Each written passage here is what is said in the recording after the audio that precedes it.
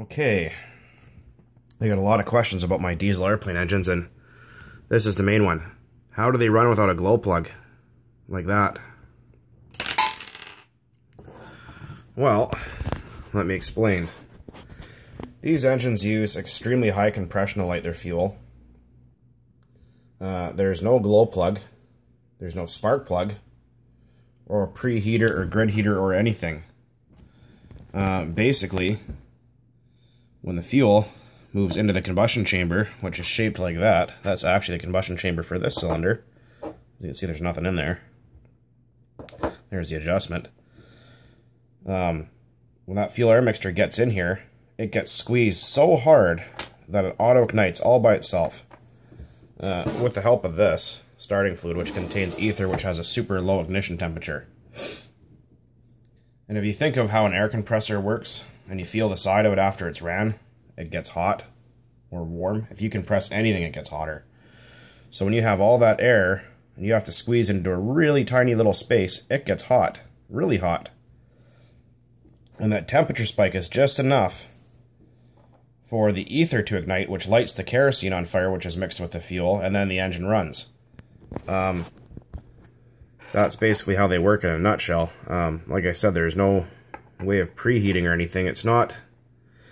These engines aren't like a regular diesel truck or car engine where they use a grid heater or glow plug, and a lot of people ask me that. And basically, take... a lot of actual car and truck engines don't even have glow plugs. Take a 5.9 Cummins, for example. They don't use any kind of glow plug. They use what's called a grid heater, and it's basically like, I don't have a pen and paper here to draw one, but it's kind of like a, well, it's a grid. It's like a kind of W-shaped wire that gets extremely hot when you apply voltage to it. And when the engine's turning over, trying to start, it sucks that hot air in, which makes the temperature in the cylinders come up, which makes it easier for the engine to ignite the fuel. With a glow plug diesel, like a Volkswagen Jetta, that glow plug is stuck in the cylinder head somewhere, and the fuel injector is kind of stuck somewhere near it. And when you turn the key, those glow plugs heat up, and you go to start it, some of that fuel hits the glow plug and helps the fuel ignite. That's straight diesel, though. These engines use a different kind of diesel. They work on the same principle as compression ignition, but they need a little bit of help with that. They don't run on straight diesel like most people think they do.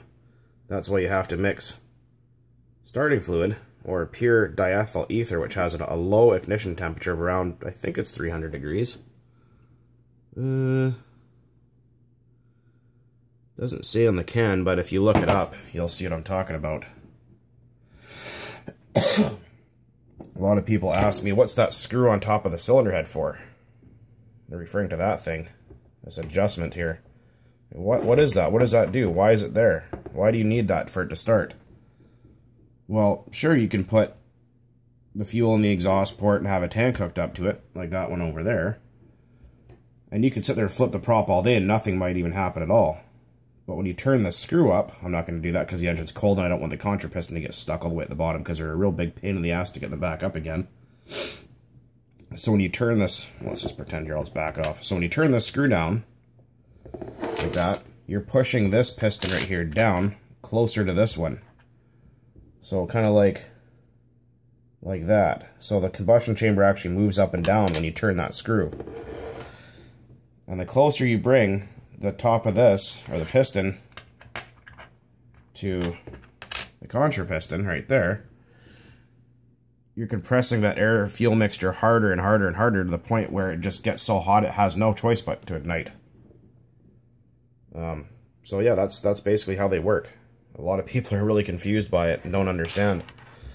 You know, everyone thinks a diesel uses a glow plug. Not always true. I used to have I believe it was a Yanmar single-cylinder engine for a snowblower at one point, which was stupid, especially trying to start it in the winter. And it didn't have a glow plug, and you just basically push the compression lever down and pull the cord really hard, and it would start all by itself. And that was on straight diesel. These use a mixture of all sorts of fuel. These use a mixture of ether, kerosene, and castor oil.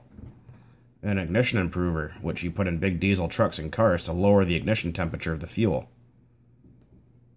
to make them start easier. You can preheat them for an easier start. I've seen people do that on YouTube where they take like a, well, I guess like a propane torch or something like that, and they kind of warm up the cylinder head a little bit when it's super cold to make them run easier. And you can do that. That does help.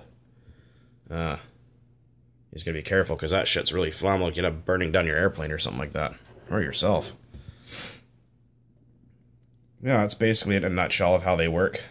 It's just super high compression.